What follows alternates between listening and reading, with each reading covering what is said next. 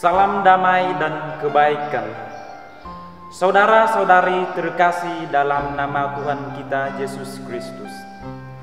Kini kita memasuki Minggu Paskah yang ke-6. Pada hari Kamis yang akan datang, kita akan merayakan hari raya kenaikan Tuhan kita Yesus Kristus. Bacaan-bacaan hari ini mengingatkan kita kembali untuk melaksanakan perintah cinta kasih. Seperti pada perjamuan terakhir, Yesus mengingatkan para muridnya untuk saling mengasihi.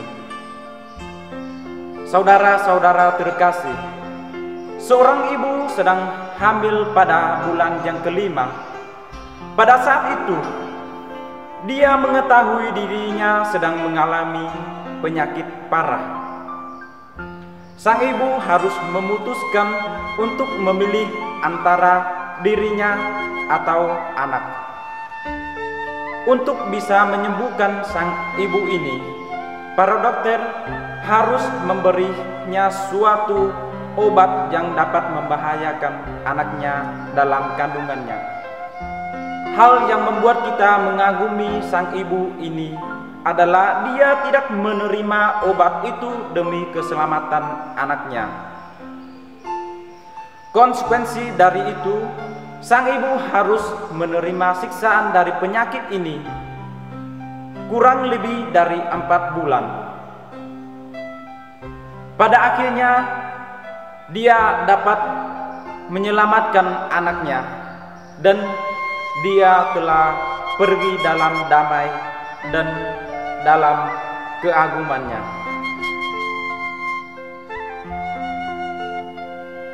Inilah perintahku kepadamu, kasihanilah seorang yang lain. Apa dasarnya Yesus berani mengatakan hal tersebut? Perlu untuk kita ketahui bahwa Yesus memiliki 2 kodrat, yakni sungguh-sungguh manusia dan sungguh-sungguh Allah. Dengan kealahannya, dia dapat melakukan segala sesuatu tanpa bantuan yang lain.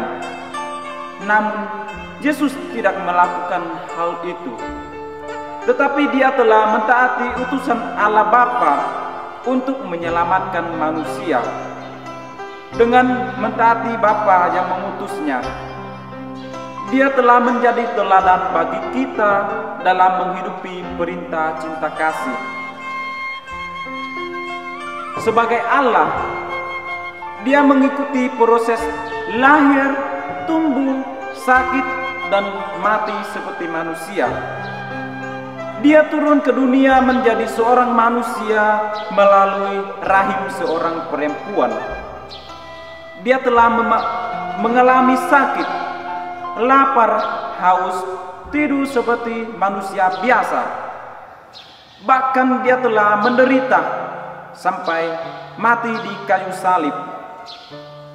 Hal itulah merupakan dasar-dasar bagi kita untuk mengetahui cinta besar Allah berikan kepada kita. Saudara-saudara terkasih, dalam bacaan pertama, Kisah Para Rasul telah menggambarkan kita Allah mencintai semua manusia tanpa terkecuali. Dia tidak memilih-milih. Karena Petrus sedang berkata demikian, turunlah Roh Kudus ke atas semua orang yang mendengarkan pemberitaan itu.